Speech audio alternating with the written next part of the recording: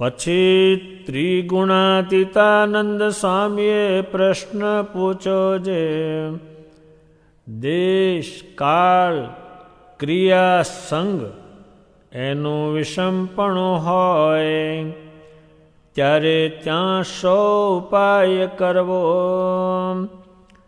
પછી શ્રીજી મહારાજ બોલ્યા જે દેશાદિક વિષમ હોય ત્યાં તો ઉગર્યાનો એ જ ઉપાય છે જે ત્યાંથી જે તે પ્રકારે ભાગી છૂટવું. પછી નાના નિર્વિકરાનંદ સ્વામીએ પ્રશ્ન પૂછ્યો જે ભગવાનનો નિશ્ચય છે તો પણ સદવાસના કેમ ટળતી નથી? પછી શ્રીજી મહારાજ બોલ્યા જે ભગવાનનું મહાત્મા યથાર્થ જાણ્યું નથી એટલે અસદવાસના ટળતી નથી.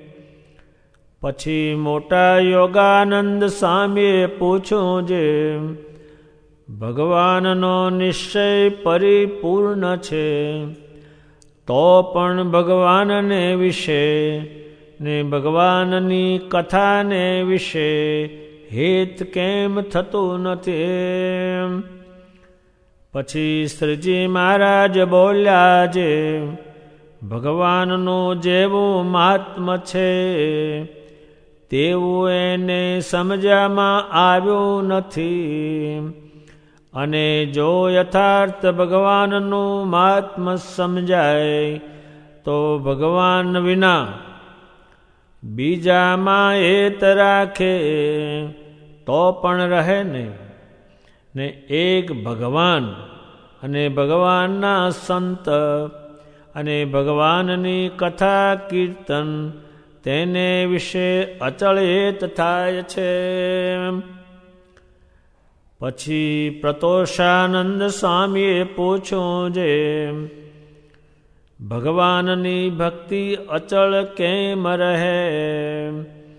પછી શ્રીજી મહારાજ બોલ્યા જે અનિરુદ્ધ, પ્રદ્યુમ્ન, સંકર્ષણ અને વાસુદેવ એ જે ચતુર્વ્યુહ તથા કેશવાદી જે 24 મૂર્તિઓ તથા વરાહાદિક જે અવતાર એ સર્વેના કારણ એવા જે પ્રત્યક્ષ શ્રી કૃષ્ણ પુરુષોત્તમ ભગવાન તેનો મહિમા અતિશયપણે કરીને સમજે તો તેને ભગવાનની શ્રવણાદિક જે નવધા ભક્તિ તે અચળ રહે.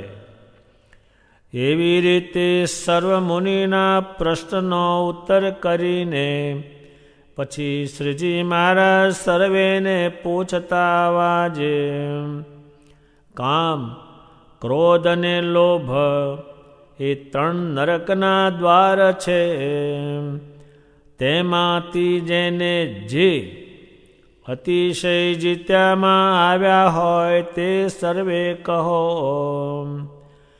પછી જેને જે વાતની અતિશય દ્રઢતા હતી તે તેવી રીતે બોલ્યા તે મુનિના વચન સાંભળીને શ્રીજી મહારાજ અતિશય રાજી થયા અને આત્માનંદ સ્વામી તથા યોગાનંદ સ્વામી તથા ભગવદાનંદ સ્વામી તથા શિવાનંદ સ્વામી એ 4 જણાને રાજી થઈને હૃદયને વિશે ચરણારવિંદ દીધા અને એમ બોલ્યા જે જેમ મહાનુભાવાનંદ સ્વામી આદિક જે મોટેરા છે તે ભેળા આ 4 પણ છે માટે એમનું કોઈને અપમાન કરવા દેશોમાં એમ મુક્તાનંદ સ્વામી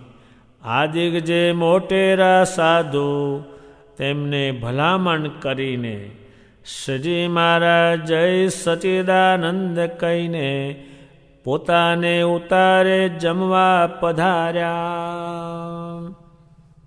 ત્રિગુણાતીતાનંદ સ્વામીએ શ્રીમાને પ્રશ્ન પૂછ્યો છે. દેશ કાળ ક્રિયા સંગનું વિષમ પણ હોય, વિષ એટલે ઝેર જેવું હોય, મૃત્યુ થાય હોય તો શું કરવું? શ્રી મહારાજના વખતમાં એટલો એક વિષમ કાળ આવ્યો કે સાધુને માર જ કરે, એને વિષમ કાળ કહેવાય. વિષ એટલે ઝેર જેવો, ઝેર જે મારી નાખે એવો કાળ આવ્યો. અને વિષમ કાળ કેમ હટે એ શ્રી મહારાજ જાણે. એ બધા એમ કહેતા હતા કે તમે અમારી મૂર્તિઓ લાલજીની રાખો છો, અમારા જેવા તિલક કરો છો, કંઠીઓ પહેરો છો, જનોયો પહેરો છો, તેથી તમે પૂજાઓ છો. એટલો વિષમ તે ક્યાંય રોટલો જ ન મળે, ખાવાનું આપે, જોડીઓમાં ઝેર આપે, એટલો વિષમ કાળ આવે. શ્રી મહારાજે કહ્યું તમામ એની વસ્તુ કાઢી નાખો. ચોટલી રાખશો ને, જનોય રાખશો ને, કંઠી રાખશો ને, મૂર્તિઓ રાખશો ને, માળા ફેરવશો નહીં, અલક્ષ્યપણે ફરો, ક્યાંય લક્ષ્ય તમે રાખતા નહીં, મારી મૂર્તિમાં રાખજો. એ એક દિવસમાં 500 માણસને આવું કર્યું, જે આ દુનિયામાં એ બની શકે નહીં. પણ એ શ્રી મહારાજને એવું જાણે છે કે જે શ્રી મહારાજ બતાવે એમાં સુખ.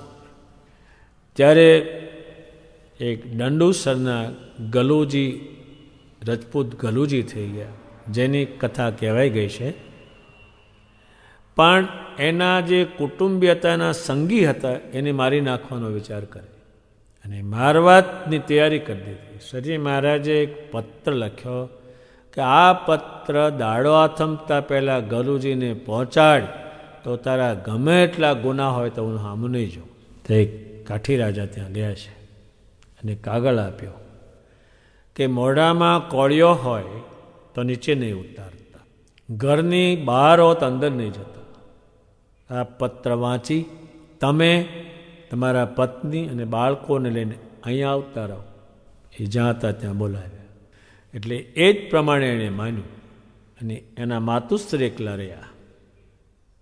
જ્યારે ગલુજી શ્રી મહારાજ પાસે ગયા, હજુ એ જાણતા નથી કે શું બનવાનું છે. જ્યારે એના પિતૃઓ કંઈક ભેગા થયેલા, એને આ ખબર નહીં ગલુજી ગયા છે. આવીને જ્યારે રાતના મકાન ઠેકીને અંદર પડ્યા, ત્યારે ગલુજી નહીં, એના પત્ની નહીં, એનો પરિવારની એકલા એની માતુશ્રી હતા. કે ગલુજી ક્યાં છે, એની બાઈ ક્યાં છે, એના છોકરા ક્યાં છે? કે સ્વામિનારાયણે તેડાવ્યા છે ત્યાં ગયા છે. પછી ભગવાન એના શરીરની અંદર પ્રવેશ કરીને એનો વિચાર ફેરવી નાખ્યો, નહીં તો રોજ આની આ માથે કોણ કરે. ત્યારે બધાએ વિચાર કર્યો સારું થયું લઈ ગયા, જો આપણે મારી નાખ્યો તો આપણને પાપ લાગત બહુ, અને ગલુજી જેવો કોઈ માણસ છે નહીં, એટલે હવે આપણે એને મારવો નથી, એને સાચવવાને એને પૂજવા છે. એ વિચાર જ્યારે એનામાં થયો ત્યારે ભગવાને કહ્યું ગલુજી હવે ઘેર જાઓ. ત્યારે એને ખબર પડે છે. ત્યારે વિષમ દેશકાળ હોય ત્યારે ભગવાન આઘું પાછું ખસી જવાનું કહે છે. દુનિયાના ઇતિહાસોમાં જે ખસા નથી તે મરી ગયા છે, અને ખસા તે કુસંગી પણ રહી ગયેલા. એટલે જ્યાં વિષમ દેશકાળ હોય ત્યાંથી આઘું પાછું ખસી નીકળવું એ વધારે એની ઘણી વાત છે.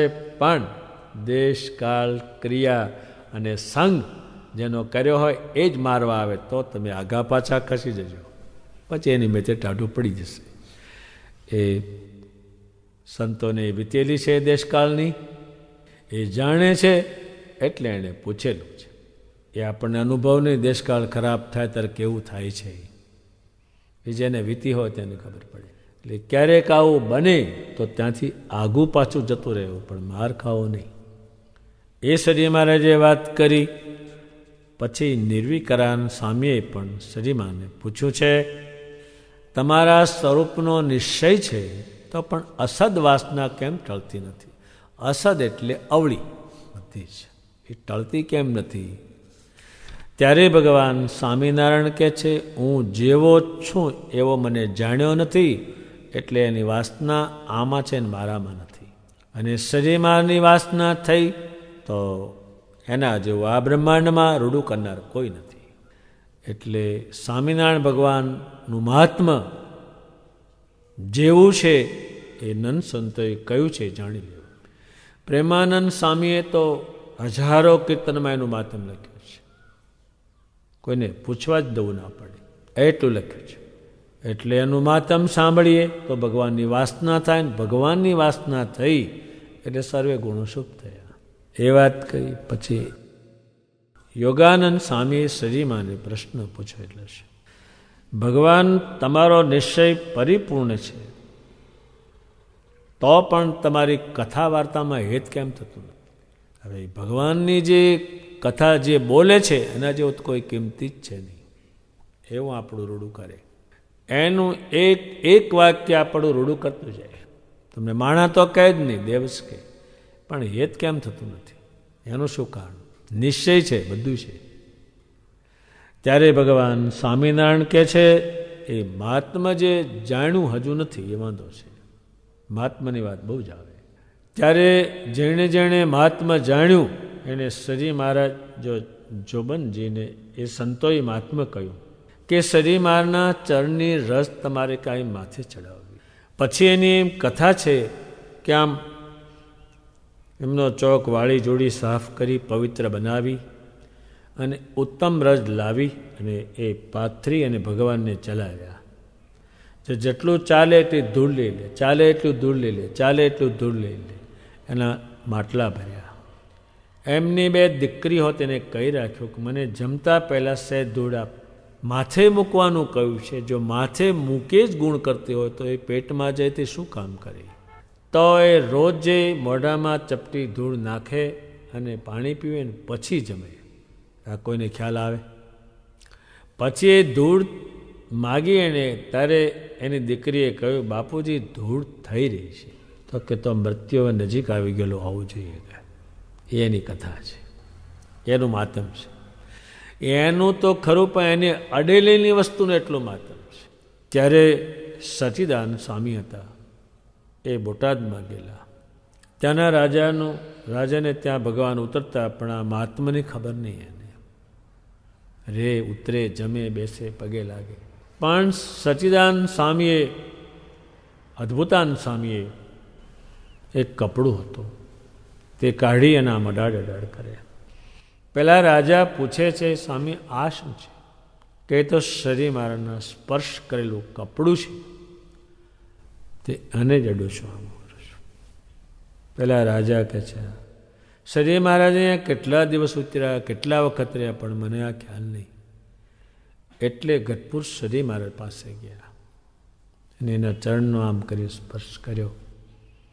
કેટલું કર્યું એનું એ માતમ છે. આ લુગડું છે, આ તો અડેલું, એનું માતમ જ પાર વગર. એનું દર્શન ક્યાંથી?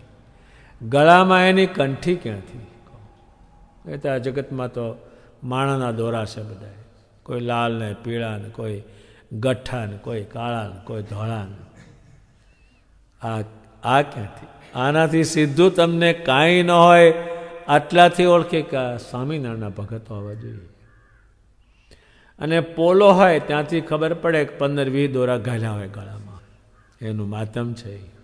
એક રાજકુટુંબના એક બાઈ હતા, એના શાસ્ત્રના ત્યાંથી પિયરમાં જતા હતા અને રથમાં બેઠેલા. રથ હાંકનાર માણસે એક આંબલી તળે ગાડું છોડ્યું, એ રથ છોડ્યો અને બળદિયા પાવા ગયો. આંબલી તળે ઘણા ભૂતારે ભેગા થઈ, એ આ બાઈને ફરી વળ્યા. બાઈ રાડ પાડે. મને પેલો હતો એ ચોક્કસનો ભગત હતો ભગવાનનો, એનું હાથી કામ કરનારો.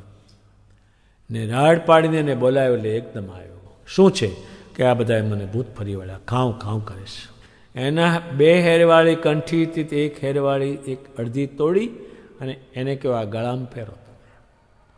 ગળામાં પહેરી કે તરત જ ભૂત દેખાતા બંધ થયા અને એ બાઈ પછી એકાંતિક ભગત થયા. એનું માતમ છે. એના આપણે મોઢે સ્વામિનારાયણનો જે અક્ષર ઉચ્ચાર છે એનું પણ માતમ કહ્યું છે. એટલે એનું માતમ પાર વગરનું. એ જાણ્યું નથી એટલે એમના વચનને આપણે વાંચતા નથી, અને વાંચતા નથી એટલે માતમ થતું નથી. અને જો મહાત્મા જાણે તો ભગવાન, સંત અને કથા વાર્તામાં એ થાય છે.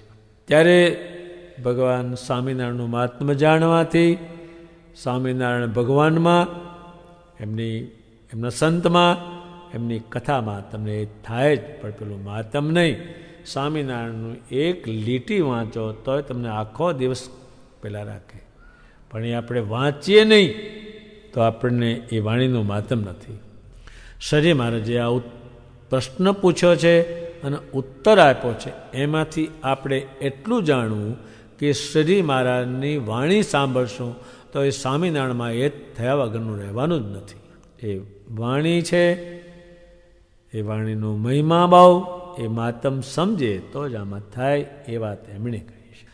પછી પ્રતોષાનંદ સ્વામીએ શ્રીમાને પૂછ્યું છે કે તમારામાં ચોંટ્યા રહીને તમારી દરેક ક્રિયા અમે કરીએ એવી અચળ ભક્તિ શેને કારણે થાય?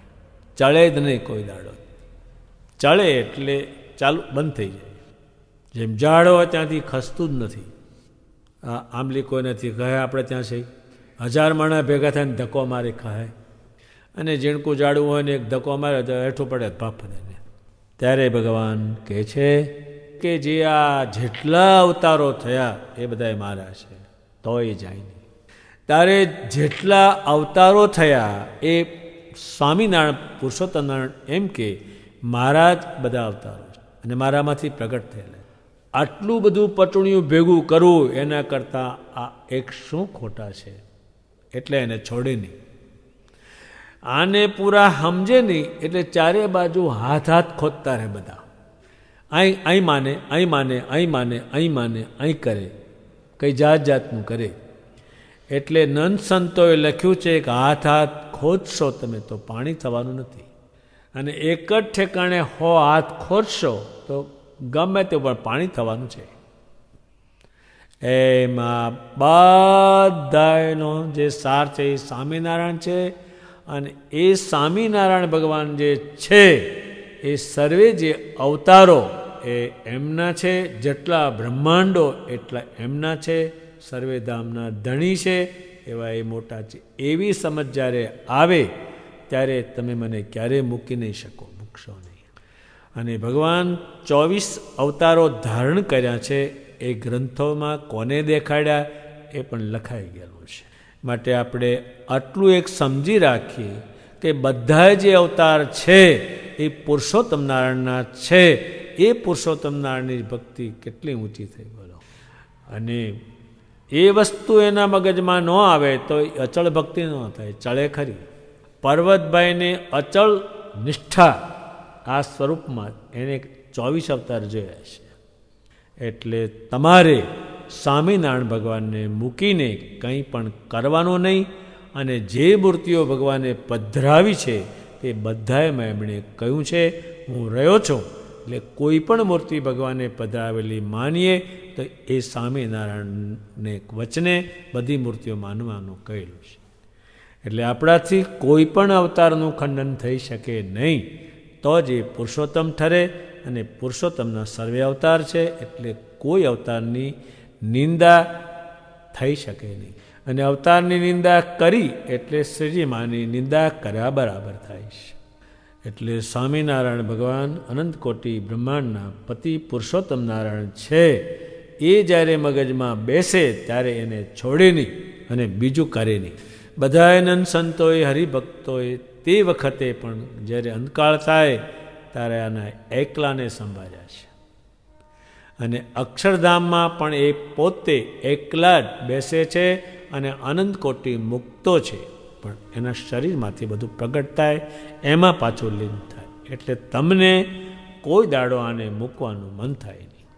એ અચળ ભક્તિનું લક્ષણ કયો એ પ્રતોષાનંદ સ્વામી અલૌકિક પૂછ્યો, અને એનો જે ટૂંકો અર્થ ભગવાને એમને સમજાયો છે. પણ ટૂંકા અર્થ એટલા માટે ટૂંકું પૂછવામાં આવ્યું અને ટૂંકો ઉત્તર આપવામાં એ બે સમજદાર છે. શ્રી મહારાજ પુરુષોત્તમ છે સામે, અને પૂછનાર છે પુરુષોત્તમને ભજનાર છે, પણ છોટું નથી, બેમાંથી એક કે. અને પછી શ્રી મહારાજે પોતે પ્રશ્ન પૂછ્યો કે કામ, ક્રોધ અને લોભ એ ત્રણેય નરકના દ્વાર છે. નરક એટલે નકામી વસ્તુ છે. હવે કામ છે એ નરક ભોગ્યું અને નરકમાં જવાનો છે, એટલે એનું પરિણામ બીજું કશું આવતું નથી. ક્રોધ છે એનાથી બધું નાશ જ પામે છે, બધા યોગ સાફ થઈ જાય છે, એ પણ નરકમાં જ જાય છે. અને લોભે કરીને કોઈ ભગવાનમાં જોડાતું નથી, એટલે એ પણ નરકમાં જાય છે. નરકમાં એટલે મનુષ્યના દેહમાં, પશુના દેહમાં, એ નરકમાં જ જીવને રહેવાનું છે, ભગવાનના યોગમાં નહીં. એ વાત શ્રીજી મહારાજે કહી ત્યારે બધાય સંતોએ ભગવાન જે એને કામ કરીને લોભ એ જીત્યામાં આવ્યા હતા એની ભગવાને પ્રશંસા કરી. અને જે બોલ્યા કે અમે ભગવાન કામ જીત્યો છે, ક્રોધ જીત્યો છે, લોભ જીત્યો છે અને તમારા સ્વરૂપમાં જ નિષ્ઠા રાખી છે, એ બધાએ સંતોને ભગવાને એની છાતીમાં ચરણારવિંદ આપ્યા છે. એમનું ચરણારવિંદ એટલે અતિ દુર્લભમાં દુર્લભ કહેવાય, એ એની છાતી ઉપર આપ્યા. આપણે તો દર્શન કરીને સંતોષ માનીએ, પા તો એની છાતી ઉપર એના આખા પગ મૂકે છે, તેને ચોંટી જ રહેવાના છે ને, તો જાય છે એના આધારે એ આપ્યા છે. અને આત્માનંદ સ્વામી એમણે એટલું બધું એણે એમ કહ્યું છે કે શ્રીજી માનું વચન હોય એ કોઈ દિવસ લોપવું નથી. ઊની ધગધગતી કોષ ગળામાં નાખવી છે, પણ એનું વચન લોપવું નથી. અને ભગવાનને કહ્યું કે જેણે દેહ માટે કોઈ પાસે કંઈ ન માગ્યું હોય, બોલો કહો દેહ માટે, ત્યારે આત્માન સામે કહે શ્રીજી મહારાજ મેં કોઈ દિવસ મારા દેહ માટે કોઈ પાસે કંઈ માગ્યું નથી, જેમ એમ ચલાવ્યું છે. આ કોઈનાથી બને એવું છે? કંઈ માગવાનું નહીં, જે મળે તે જ થાય. આપણે એક સામાન જેવા માણસ હોય, સવારમાં ચાલ આવો, 10 વાગે ભજીયા ખાવા છે, બપોરે ગુલવડા ખાવા છે, 4 વાગે કોકા કોલા પીવા છે. આપણે આ કોથળા હાથર માગીને થાક્યા, પણ તોય કોથળો ભરાણો નહીં કોઈ દાડો. એવા સંતોની ભગવાને પ્રશંસા કરી. જે સંતોના ભગવાને નામ દીધા છે એનો ઘણો મોટો લાંબો ઇતિહાસ છે, પણ ટૂંકાણમાં આપણે કામને, ક્રોધને, લોભને જેમ જેમ ઓછો થાય એનાથી શ્રીમાની પ્રસન્નતા મળતી બહુ રહેશે. ધોલેરાના પૂજાભાઈ રાજા થોડા બીમાર છે, ભગવાને પોતે દેહ મૂકવાની તૈયારી કરે છે. રોચકાના કાકાભાઈ એ થોડા બીમાર થયા છે, મરણ પથારીએ, શ્રીજી મારા દેહ મૂકવાની તૈયારી કરે છે. આણે માણસ મોકલ્યો કાકાભાઈએ કે ભગવાનને કહેવું કે હવે આપને પધારવો તો આપ પધારો, એ તો આપ ત્યાં રહ્યા થકા મને ધામમાં લઈ જાઓ. શ્રીજી મહારાજ રોજકે પધાર્યા ત્યારે કાકાભાઈએ જેટલું એનું બળીના દાગીનાઓ હતા તે, પછી ઘોડી તૈયાર કરી હતી તે, ચાંદીનો એણે આખો એ શણગાર ઘોડીનો તૈયાર કર્યો. ભગવાનને કે આપ એને ગ્રહણ કરો અને મારી જેટલી સંપત્તિ છે આપના ચરણે ધરું છું, આપ ગ્રહણ કરો. એ ભગવાને ગ્રહણ કરી અને કાકાભાઈ દેહ મૂક્યો અને ભગવાન 2-4 દિવસમાં દેહ મૂકે છે. એટલે જેના જેના તમે કથા સાંભળો છો એને લોભ જ મૂકેલો છે.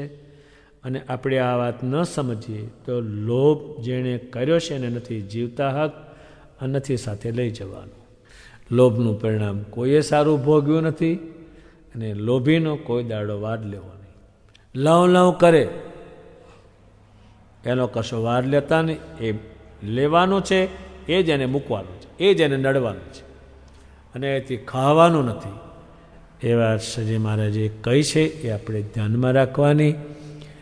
અને ભગવાન વધારે આપણને પ્રસન્ન એના કારણે થવાના છે, આપણને મળવાના છે, દર્શન દેવાના છે. જ્યારે જ્યારે તમે મૂર્તિને યાદ કરશો ત્યારે મૂર્તિ દર્શન આપશે. પણ આમાં 3 વસ્તુ એણે કહી છે.